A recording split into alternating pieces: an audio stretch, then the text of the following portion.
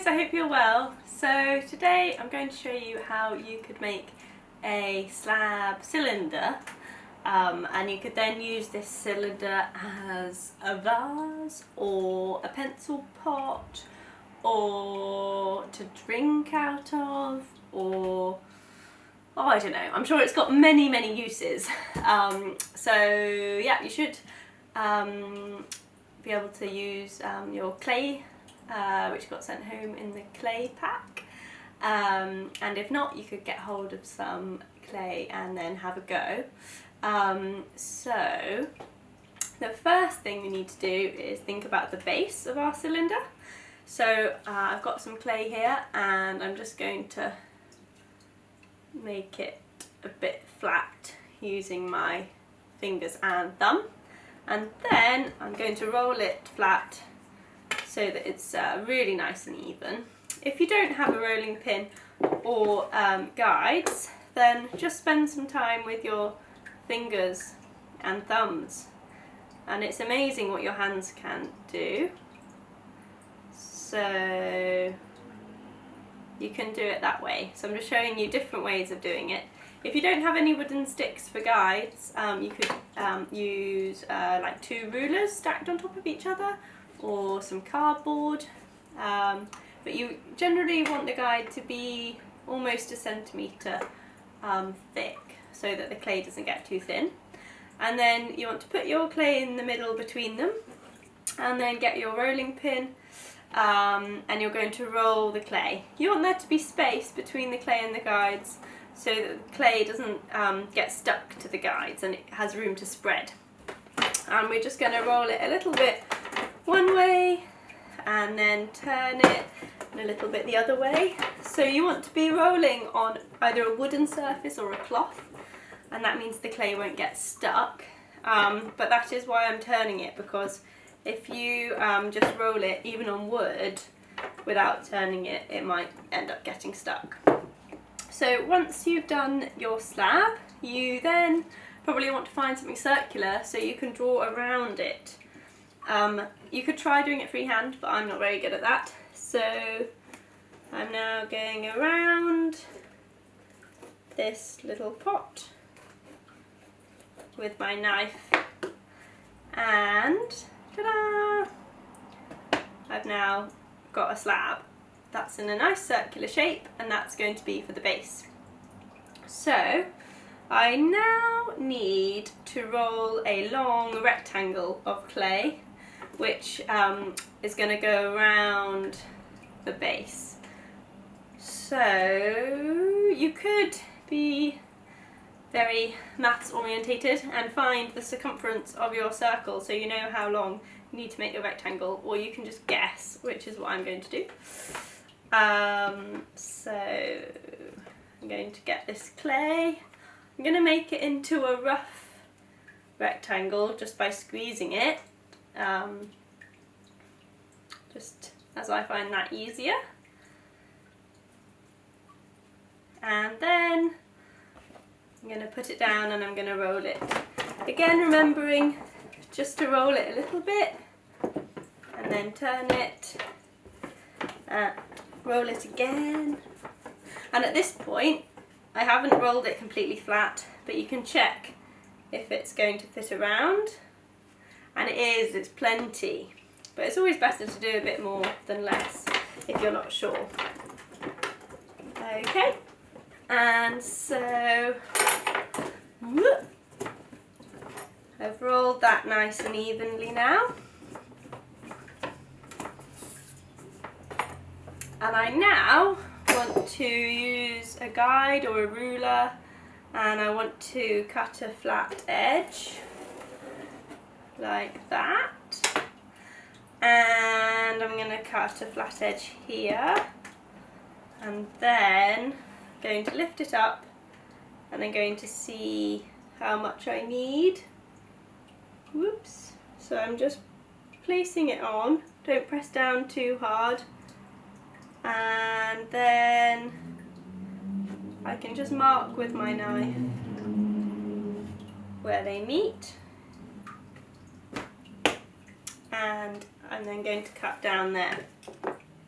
So I cut it so that this edge is flat because that's going to attach to this, but the top edge, you could cut it flat or you could cut it into a pattern like zigzags, or it could be wavy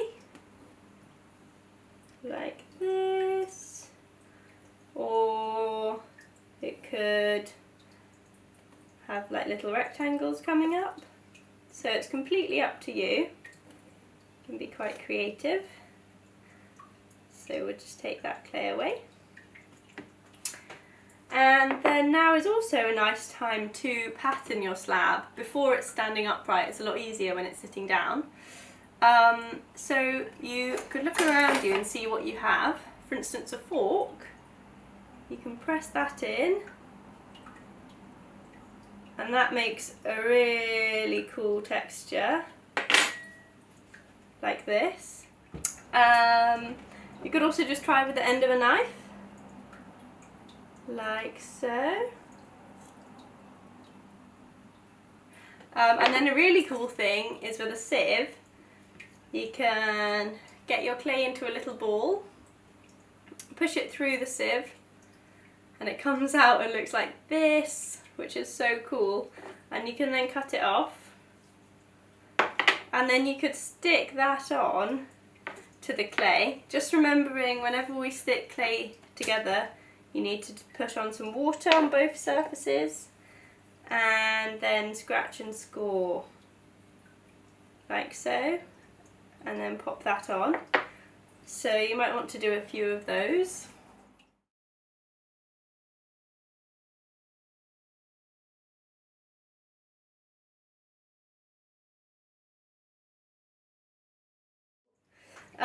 So you can decorate the kind of main bit of your slab, but then also do think about the top edge. So even though I've cut it into funky shapes already, could be really nice to then add detail onto these funky shapes. And that's going to make your piece look really exciting. Oops.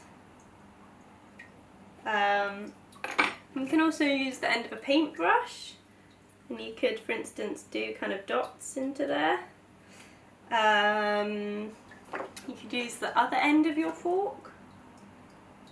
So you can make loads of textures, which can look really pretty. As well as sticking on these little fluffy guys, you could also make little balls, and you could stick those on. Or you could roll tiny little sausages or coils,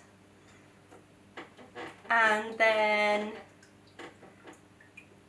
either stick them on as kind of straight bits, or you could even make them into different shapes, like a little U shape. So just remember, again, we need to do the scratching and scoring and the water.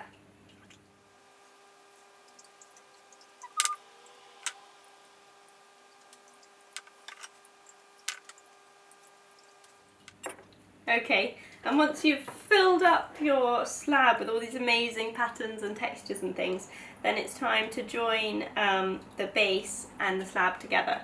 So we need to do the scratching and scoring and water again. So I'm going to do that around the edge of my base here.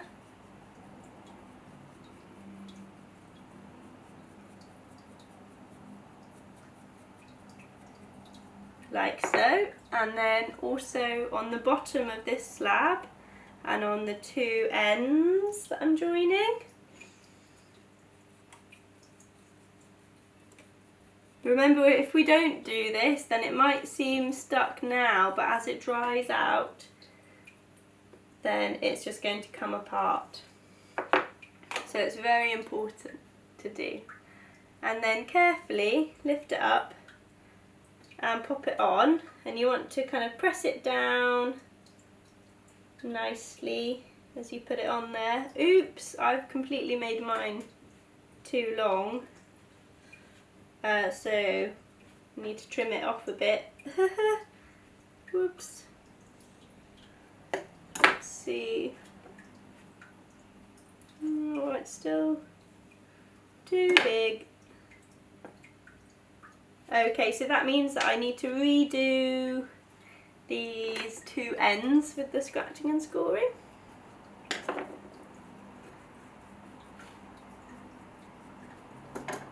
Okay, and I'm just squeezing them together like so. And then if you can fit your hand inside, it's really good to then go over with your finger over that join. You could also use like the end of a pencil or paintbrush. So I'm just going around in the bottom and just joining the clay down there so that you can't see the join as a line anymore. And then on the outside, you might want to, you can do the same thing of joining it together. So I'm just smoothing the clay from the wall down onto the base. This means it's going to be really well stuck. And up that join where I joined the slab and around here. And don't worry if it ruins your pattern slightly, because then you can go back and you can add the pattern back in just around the base. So let's see. So I'm supporting it on the inside so that I can go back and do the pattern. It looks like grass or something.